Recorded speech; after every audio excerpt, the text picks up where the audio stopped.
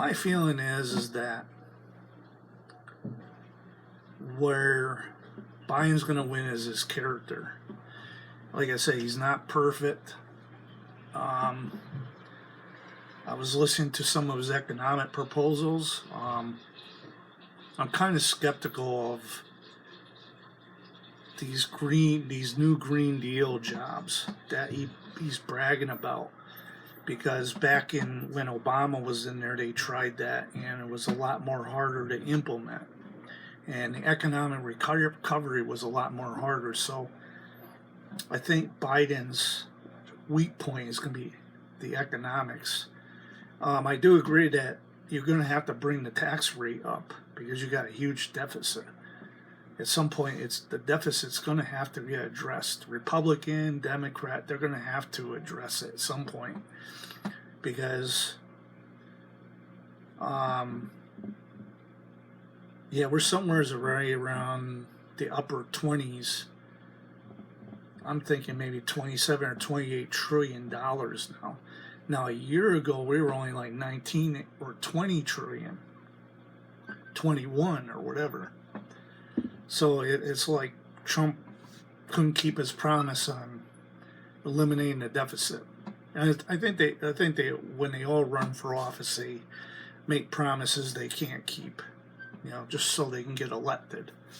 So, but I think Biden's strong point gets A+ marks as his character and his morals, but I think he gets a C on economics. I want to see more of what's going to happen when he becomes president, if he becomes president. And with that being said, we're going to move on to his VP pick, Harris, Kamala Harris. Kamala, I think is her name. All right. So we're going to go to the VP pick. Now, Trump states she's the most liberal. And you got to understand, too, California, like New York, is very liberal, traditionally. What I like about her is she's got strong criminal justice roots, a lot of experience in the criminal justice system. She's not perfect. She's far from perfect. I was kind of a bit skeptical about her racial politics. It kind of turned me off a little bit in the primaries, but for a VP pick, if the Biden Harris ticket gets elected, that'll be good, because they get the experience. They both have experience in the Senate, so that's a good thing.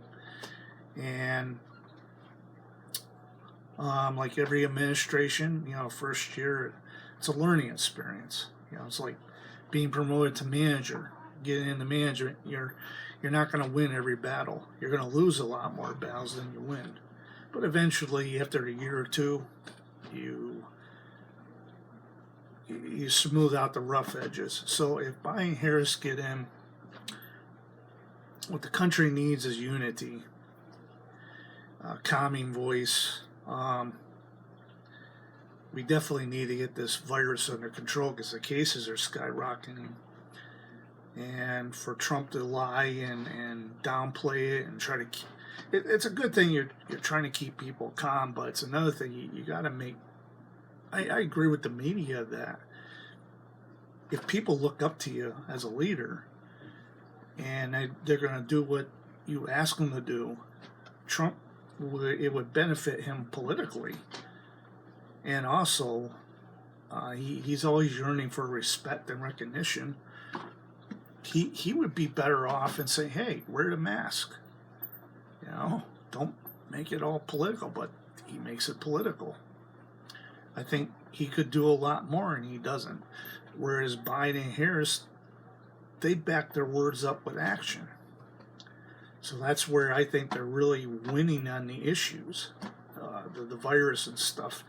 So I don't think it's going to be about the economy. It's going to be more about getting the virus under control, and it's about getting, once you get the virus under control, bringing then the economics and everything come into play. Because if we don't get this virus under control and you got more deaths on your hands, and keep in mind we're starting to go into the flu season now, people are going to die from that. So there's going to be a lot more deaths.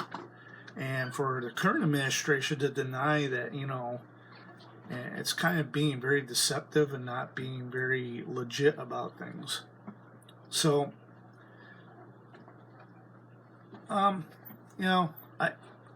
so back to Harris.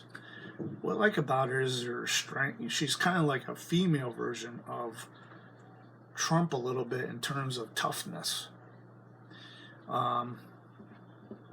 She doesn't take no flack. She speaks her mind, and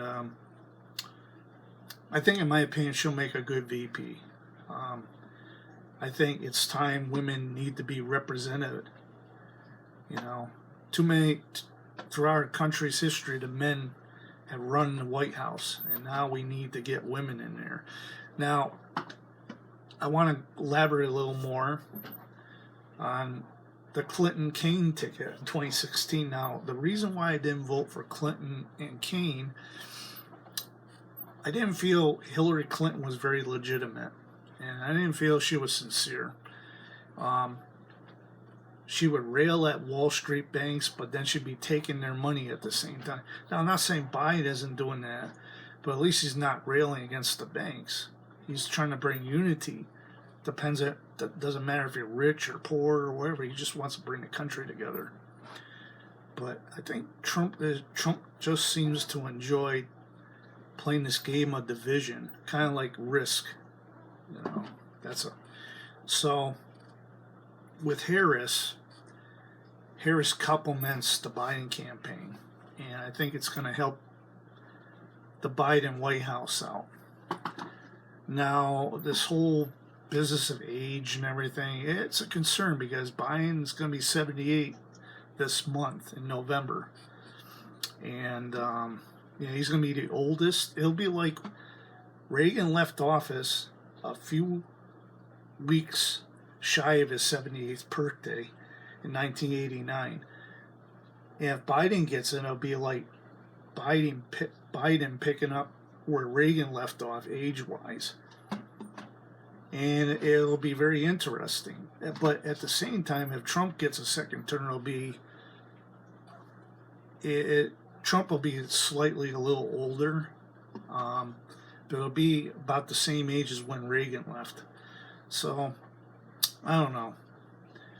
I think in the future there ought to be an age limit, like an age cutoff. Like when I joined and enlisted for the military, it was up to age 35, and then once you were 35 and older, first time enlistment, once you hit 35, you couldn't join because of the physical demands of boot camp and that.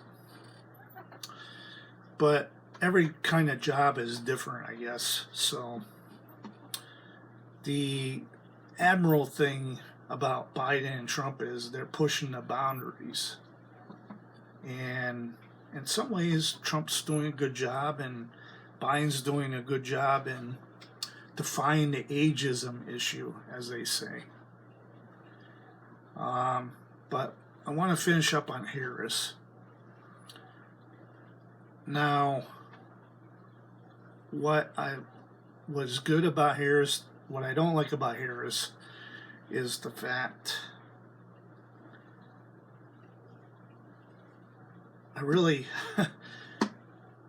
well, my feeling is that she sides too much with the liberal establishment from her home state of California.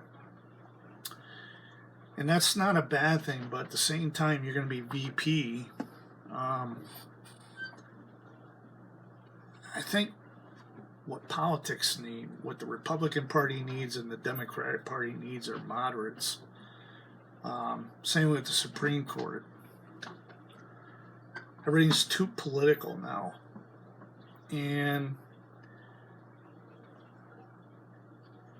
it's going to be very interesting. I mean, if Joe Biden gets announced that he defeats Donald Trump, it's going to be interesting. But I want to finish up on Harris. I can't really think of too many bad things. The only thing I don't like is their racial politics. If you're going to do for one group, you should do for everybody. Yeah, that's the only thing. But other than that, I like Harris. Now that I've known more about her and her background and Biden's background,